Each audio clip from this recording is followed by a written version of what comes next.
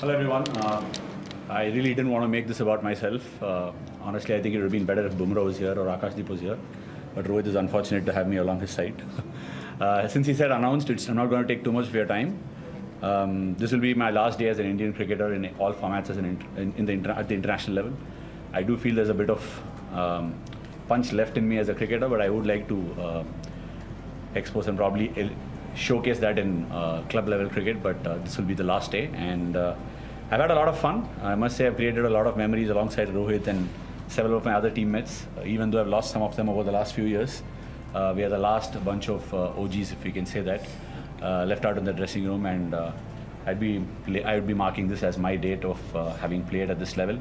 Obviously, there are a lot of people to thank, but I would be failing in my duties if I didn't thank the BCCI and the fellow teammates. Several of them. I want to name a few of them. So all the coaches who've been in part of the journey. Most importantly, Rohit, Virat, Ajinkya, Pujara, who've taken those splendid catches around the bat to give me the number of wickets I've managed to get over the years. Also, a big thank you to the Australian cricket team, who've been very fierce competitors. I've enjoyed my time playing against them. And I think it's already getting long.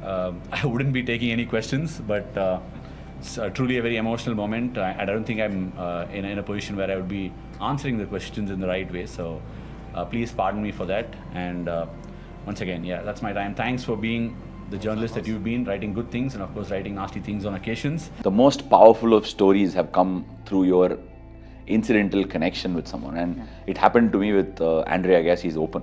I was just tripping on that book for days on end. I used to trip on. I read Ponniyin Selvan. I was fascinated. It took me an entire book, the first part, for me to see how the book could pan out. It didn't hook me on immediately, but that was also another genre. So I love novels, and I think it's very powerful, and that's why I love TV series as well, because there is no one route to success. There is no one road that leads anywhere. How it impacts me need not necessarily how it impacts you. So I like that power because it can change the lives of people, how they imagine and be creative about it. Look, I think I'm every bit of one of those gully cricketers that played on the streets of Ramakrishnapuram to who I am today. It's the same dogfight that I have in me. It's not changed one bit.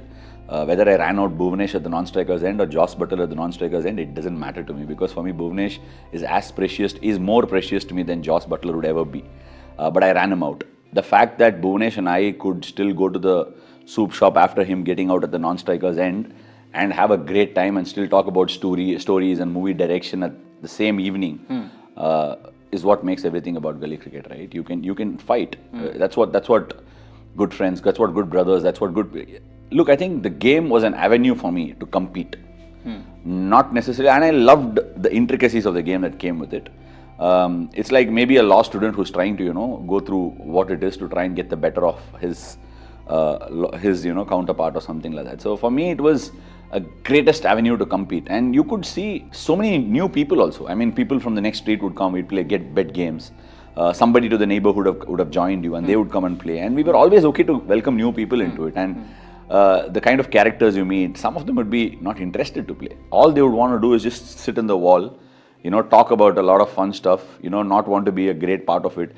I remember my cousin, his name is Shyam, and until he was about 13 to about 16, 17, I think the whole sum total of the balls he would have faced in gully cricket would be 100. Okay. But he would be there every day between 4 to 6, I mean, those are the characters and he would be around cracking jokes.